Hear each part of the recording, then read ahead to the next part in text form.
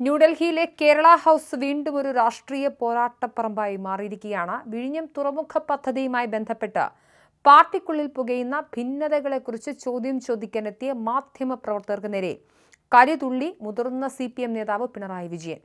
കേന്ദ്ര കമ്മിറ്റി യോഗത്തിന്റെ ഇടവേളയ്ക്കിടെ കേരള ഹൗസിലെത്തിയ അദ്ദേഹത്തോട് പ്രതികരണം തേടിയപ്പോഴാണ് കടുത്ത ഭാഷയിലുള്ള ഈ ആക്രോശമുണ്ടായത്.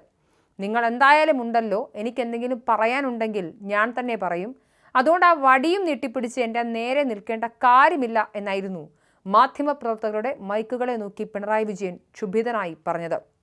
രാവിലെയും സമാനമായ രീതിയിൽ മാധ്യമങ്ങളോട് അദ്ദേഹം കയർത്തിരുന്നു.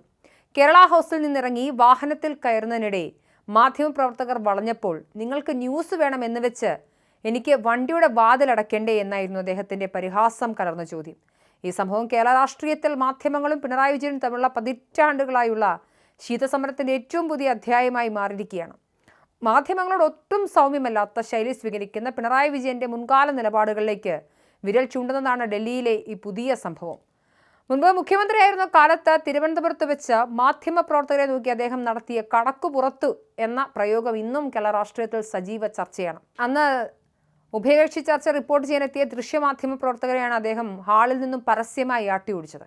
ഇതിനു പുറമെ പല പത്രസമ്മേളനങ്ങളിലും അപ്രിയമായ ചോദ്യങ്ങൾ ഉന്നയിക്കുന്ന റിപ്പോർട്ടർമാരോട് അല്ലെങ്കിൽ രാഷ്ട്രീയ വിവാദങ്ങളെക്കുറിച്ച് അഭിപ്രായം ചോദിക്കുന്ന ആളുകളോട് മാറി നിൽക്കാൻ ആവശ്യപ്പെടുന്നതും ചോദ്യം ചോദിച്ച ആളുടെ മാധ്യമ സ്ഥാപനത്തിൻ്റെ രാഷ്ട്രീയം ചായപൂശി അധിക്ഷേപിക്കുന്നതുമൊക്കെ അദ്ദേഹത്തിൻ്റെ സ്ഥിരം ശൈലിയാണ്.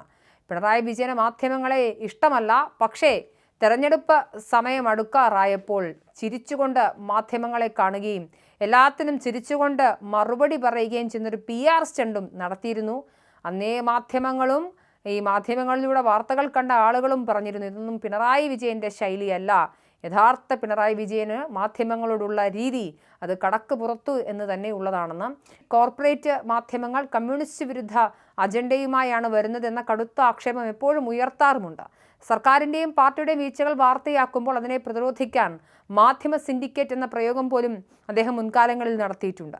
കോവിഡ് കാലത്ത് ജനങ്ങളിലേക്ക് വിവരങ്ങൾ എത്തിക്കാൻ ദിവസേന പത്രസമ്മേളനം നടത്തി മാധ്യമങ്ങളെ വലിയ തോതിൽ ആശ്രയിച്ചിരുന്ന അതേ നേതാവ് തന്നെ പിന്നീട് ലാവ്ലിൻ കേസിലോ സ്വർണ്ണക്കടത്ത് വിവാദങ്ങളിലോ ചോദ്യങ്ങൾ ഉയർന്നപ്പോൾ പൂർണ്ണമായി മുഖം തിരിക്കുകയും മാധ്യമങ്ങളെ ശത്രുപക്ഷത്ത് നിർത്തുകയും ചെയ്തു എന്നതും വലിയ വൈരുദ്ധ്യമാണ്. മുൻപ് ഏഷ്യാനെറ്റ് ന്യൂസ് ഓഫീസിന് നേരെയുണ്ടായ പോലീസ് റെയ്ഡും SFI അതിക്രമവും മാധ്യമ സ്വാതന്ത്ര്യത്തിന് മേലുള്ള കടന്നുകയറ്റമായി മാധ്യമലോകം ഉയർത്തിക്കാട്ടുമ്പോഴും അതിനെയൊക്കെ ന്യായീകരിക്കുന്ന നിലപാടാണ് പിണറായി വിജയൻ സ്വീകരിച്ചത്. മറുനാടൻ മലയാളിയോടും പിണറായി വേട്ട നമ്മൾ കണ്ടതാണ്. എന്തായാലും മാധ്യമപ്രവർത്തകർ ചോദ്യങ്ങൾ ചോദിക്കുന്നത് ജനാധിപത്യപരമായ അവകാശമാണെന്നിരിക്കെ അതിനെ ഭയക്കുകയും ക്ഷുഭിതനാവുകയും ചെയ്യുന്ന ശൈലി ഒരു നേതാവിന് ഭൂഷണമല്ല എന്ന് പിണറായി വിജയൻ ഇനിയും മനസ്സിലാക്കിയിട്ടില്ല.